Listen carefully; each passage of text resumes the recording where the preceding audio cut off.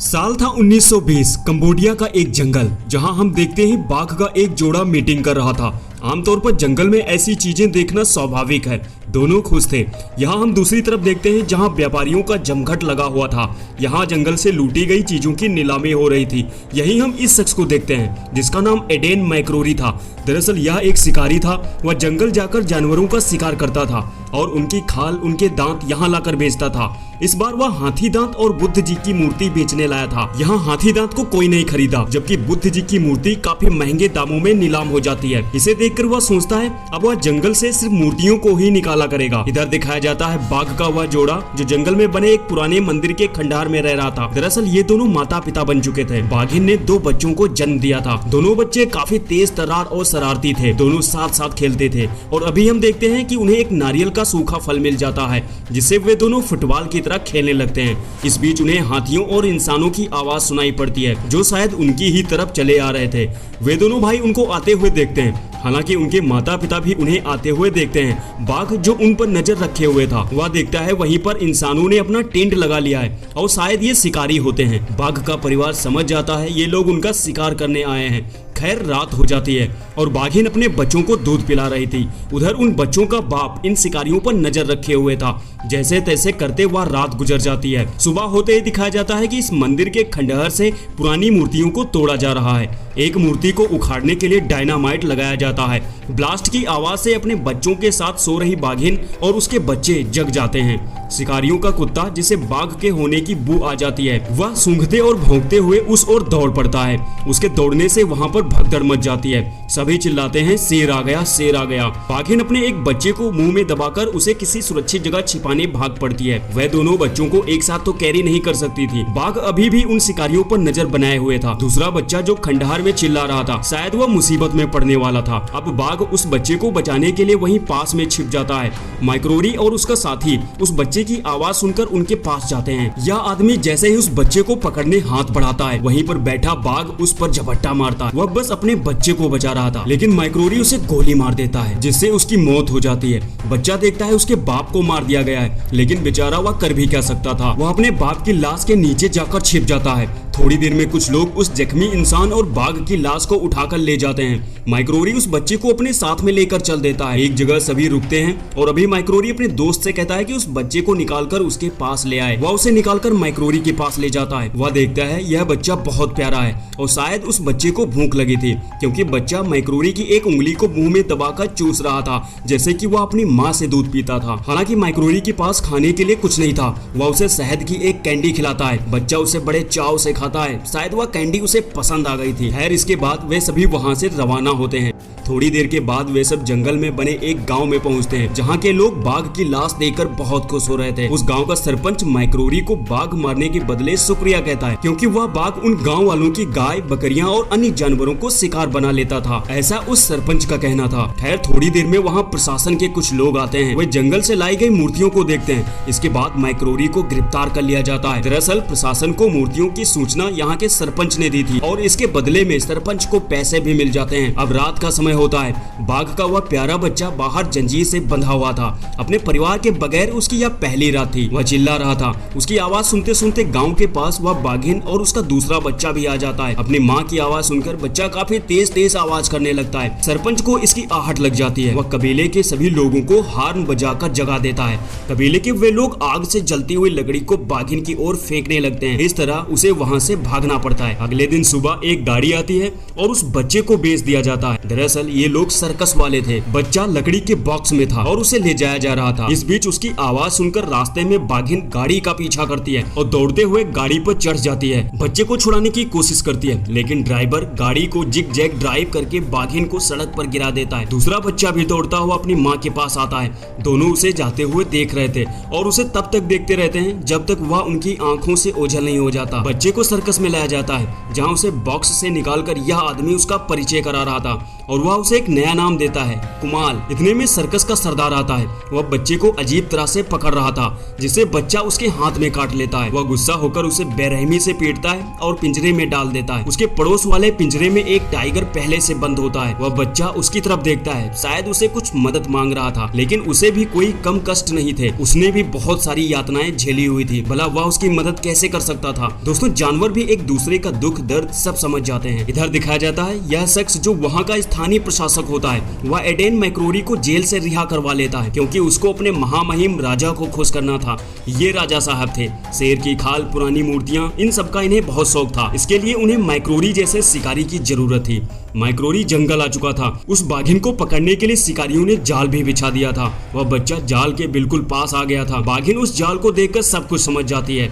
वह अपने बच्चे को वहां से कहीं दूर ले जा रही थी, लेकिन इस बीच बाघिन एक गड्ढे में गिर जाती है जो शिकारियों ने खोदा था। अपनी माँ को गड्ढे में गिरा देख बच्चा गड्ढे के पास आता है, लेकिन पैर फिसलने से वो भी गड्ढे में गिर जाता है। मैक्रोरी इस गड्ढे को गाँव वालों की मदद से बंद करवा देता है। इसके बाद वह प्रशासक के घर जाता है, यह बताने के लिए कि उसने बाघिन को ट्रैप में फंसा लिया है। राजा साहब उसका शिकार करने जंगल आ सकते हैं। अब अगले दिन राजा साहब पत्नी सहित जंगल आते हैं। उन्हें शिकार करना था। सभी हाथियों पर बैठकर उस तरफ बढ़ रहे थे।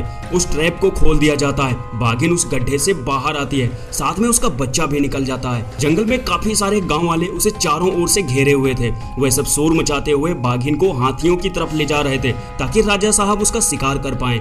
अब शायद उसे ईश्वर ही बचा सकते थे। इससे पहले वह बाघिन माँ होने का एक फर्ज और अदा करती है। वह अपने बच्चे को पत्थरों के बीच बने एक होल में छिपा देती है, इस उम्मीद से कम उसका बच्चा जीवित रहेगा। अब वह उस घास की झाड़ियों में छिप जाती है। राजा साहब शेर मारने का अपना शौक पूरा करते हैं। वे उस बाघिन को देखते ही गोली चला देते हैं। सबको लगता था उन्होंने उसे मार दिया है। उन्हें बधाइयां मिलने लगती हैं। राजा साहब जैसे ही बाघिन के ऊपर पैर रखकर फोटो खिंचवाने वाले थे, वह उठकर जंगल की तरफ भाग जाती है। हालांकि उसकी थपेड़ से राजा साहब वहीं लुढ़क जाते हैं। अब नाराज होकर राजा साहब अपनी पत्नी के साथ वहां से चले जाते हैं। इसके बाद प्रशासक की पत्नी उसे कहती है कि राहुल पिल्ली के साथ कहीं भटक गया है। इधर दिखाया जाता है कि राहुल पत्थरों के बीच बने उस होल में देख रहा था, जहां बाघिन का बच्चा छिपा हुआ था।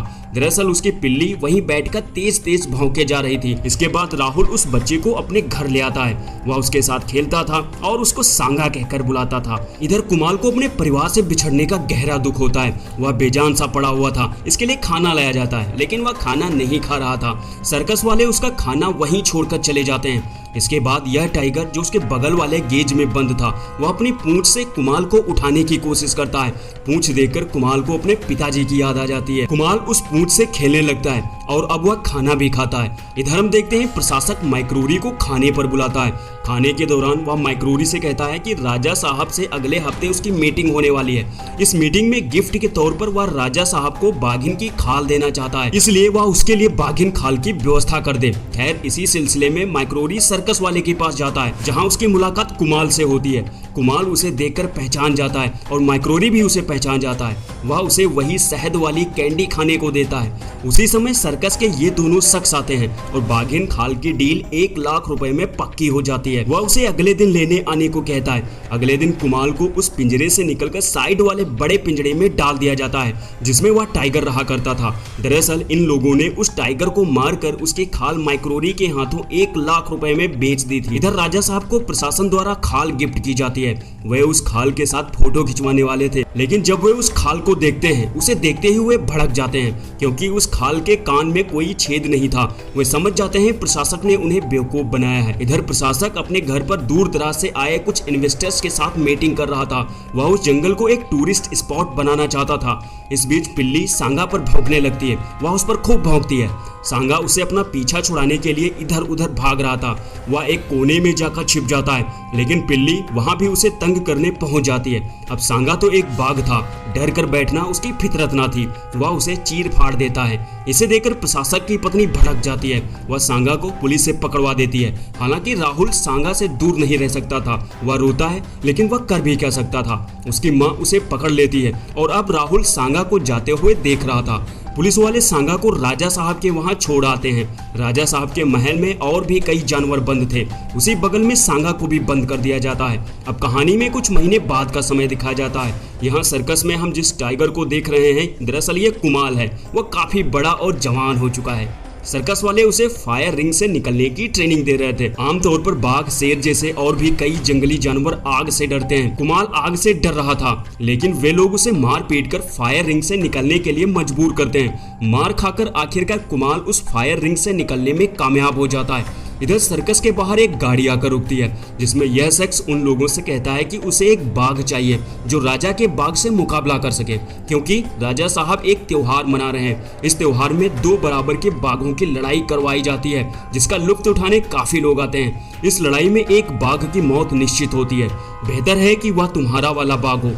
सर्कस वाले इसके लिए 5 लाख रुपए मांगते हैं और बात पक्की हो जाती है, लेकिन शर्त ये थी कि राजा साहब वाले बाघ की जीत होनी चाहिए और सर्कस वाले बाघ की मौत होनी चाहिए। सर्कस वाले कहते हैं ठीक है, मैं उसे 1 हफ्ते पहले से खाना पीना देना बंद कर दूंगा। खैर वह दिन भी आया जिस दिन यह त्योहार होना था। काफी संख्या में लोग यह तमाशा देखने आए थे। अब बीच में बनाए गए उस पिंजड़े में सांगा को छोड़ा जाता है। वह दौड़ते हुए आता है और सबसे पहले पिंजड़े में लगी एक गेंद को जमीन पर गिरा देता है। दर्शकों में बैठा राहुल यह देख रहा था। वह समझ जाता है कि यह उसका सांगा है जिसके साथ वह बचपन में खेला करता था। इधर दूसरी साइड में कुमाल को छोड़ा जाता है, जो शायद इधर आने को तैयार नहीं था, क्योंकि वह काफी कमजोर था। उसे कई दिन से खाना पीना नहीं मिला था। वह जानता था अगर वह उधर गया तो सामने वाला उसे मार देगा। खैर उसे जबरदस्ती इधर ढकेला जाता है। अब दोनों भाई लड़ाई शुरू कर देते हैं। एक के बाद एक दोनों एक दूसरे पर पंजे से कई वार करते हैं। इस लड़ाई के दौरान सांगा को कुमाल के चेहरे पर बचपन की छवि दिखती है। वह समझ जाता है कि वह जिससे लड़ाई कर रहा है असल में वह उसका सगा भाई है। वे दोनों बचपन में एक साथ खेला करते थे। इसके बाद वे दोनों बिल्कुल अपने बचपन की तरह यहाँ भी खेलना शुरू कर देते हैं। वहाँ बैठे सभी लोग इनका व्यवहार देखकर आश्चर्यचकित रह जाते हैं, लेकिन सर्कस वालों को उनका यह व्यवहार रास नहीं आता है। वे उन दोनों को भड़काने के लिए उन पर पत्थर फेंकने लगते हैं। सर्कस का सरदार एक डंडे से उसे भड़काने की कोशिश कर रहा था, लेकिन सांगा उसका हाथ जख्मी कर देता है। इसे बचाने के लिए सर्कस का दूसरा आदमी बंदूक लेकर अंदर आता है। इस बीच वह पिंजड़े का दरवाजा बंद करना भूल जाता है। इधर कुमाल उस पर झपट्टा मारकर उसे नोच डालता है। इसके बाद दोनों भाई पिंजड़े से बाहर निकल जाते हैं। इस दौरान कुमाल अपने गेज में चला जाता है, लेकिन सांगा थोड़ी दूर आगे जाकर रुक जाता है। वो अपने भाई को बाहर बुला रहा था। दरअसल कुमाल को अभी तक यही सिखाया गया था कि खेल दिखाने के बाद सीधा अपने गेज में आना चाहिए, लेकिन भाई के बुलाने पर उसे एहसास हो जाता है कि वह एक बाघ है और उसे पिंजरे में गुलाम बनकर नहीं बल्कि जंगल में राज करना है। अब दोनों भाई वहां से निकलकर जंगल चले जाते हैं। दोनों भाई बचपन से शरारती तो थे ही, बचपन से ही उनका जंगल छूट गया था, इसलिए वे शिकार करना नहीं सीख पाए थे। भूख लगने पर वे एक गाड़ी पर धावा बोलते हैं। गाड़ी में रखा खाने वाला सामान खाते हैं। कस्बे में बने घरों में घुसकर खेलते हैं, जैसे कि बचपन में वे दोनों जंगल में बने मंदिर के खंडहर में यानी अपने घर में खेलते थे। अब क्या जंगल क्या कस्बा, हर जगह टहलते हैं। पुल पर जा रहे कुछ लोग उसे देखकर नदी में छलांग लगा देते हैं। गाड़ी में जा रहे मीट की बू आने पर दोनों उस गाड़ी का पीछा करते हैं और धावा बोलकर सारा मीट चट कर जाते हैं। हालांकि अभी तक उन दोनों ने किसी इंसान और जानवर को कोई नुकसान नहीं पहुंचाया था। इसके बावजूद उन दोनों को मारने का फरमान जारी कर दिया जाता है और इस काम के लिए माइक्रोरी को बुलाया जाता है। उन दोनों के शिकार होने की खबर से राहुल बहुत दुखी होता है। माइक्रोरी उसे समझाता है कि ऐसा करना जरूरी है क्योंकि ये इंसान के लिए खतरा बन सकते हैं। हालांकि राहुल कहता है सांगा ने अभी तक किसी को नहीं मारा है और ना ही कुमाल ने। अगर उन्हें जंगल में रहने देना चाहिए तो वह किसी को भी नुकसान नहीं पहुंचाएंगे, लेकिन माइक्रोरी अपनी बात पर अड़ा रहता है। अभी हम देखते हैं दोनों भाई अपनी उस पुरानी वाली जगह पर पहुंच जाते हैं जहां उनका जन्म हुआ था, जिस जगह वे खेला करते थे और जिस जगह से उनके माता पिता की ढेर सारी यादें जुड़ी हुई थी। खैर उन्हें चारों तरफ से घेर कर तेल डालकर जंगल में आग लगा दी जाती है। कुमाल उस आग से नहीं डरता क्योंकि सर्कस में उसे आग के बीच से छलांग लगाना सिखाया गया था। वह छलांग लगाकर आग के उस पार निकल जाता है। सांगा इधर ही होता है, वो आग से डरता है। वो अपने भाई को बुला रहा था। भाई की पुकार सुनकर कुमाल वापस आता है। वह सांगा को हिम्मत देता है। इसके बाद दोनों भाई आग छलांग कर निकल जाते हैं। माइक्रोरी यह देखकर हक्का पक्का रह जाता है। इसके बाद जंगल में राहुल सांगा से मिलने आता है। वह उसे चूमता है और गले में पड़े हार को निकालकर फेंक देता है। इस दौरान माइक्रोरी सांगा पर बंदूक तान रखी थी, लेकिन कुमाल वहीं पास में बैठा माइक्रोरी को देख रहा था। माइक्रोरी को कुमाल की आहट मिलते ही अपनी राइफल जमीन पर रख देता है। और अब कुमाल माइक्रोरी के पास आकर इशारे से शहद वाली कैंडी खाने को कह रहा था। माइक्रोरी अपनी पॉकेट से डिब्बी निकालता है, लेकिन उसमें कोई कैंडी नहीं बची थी। वह कुमाल से माफी मांगता है। इसके बाद दोनों भाई जंगल में अपनी राह चल देते हैं। राहुल और माइक्रोरी आखिरी बार उन दोनों को देख रहे थे। रास्ते में होने के दौरान दोनों भाइयों को अपनी माँ की आवाज सुनाई पड़ती है। वे अपनी माँ से मिलकर बहुत खुश होते हैं। माँ दोनों बच्चों को वहीं अपने पुराने घर लेकर जाती है और वे सब फिर से एक खुशहाल जिंदगी में लौट जाते हैं। सो आई होप दोस्तों ये कहानी आपको जरूर पसंद आई होगी। वीडियो को लाइक करना मत भूलना। मैं मिलता हूँ आपको किसी और कहानी के साथ एक नए वीडियो में। तब तक के लिए टेक केयर, बाय बाय।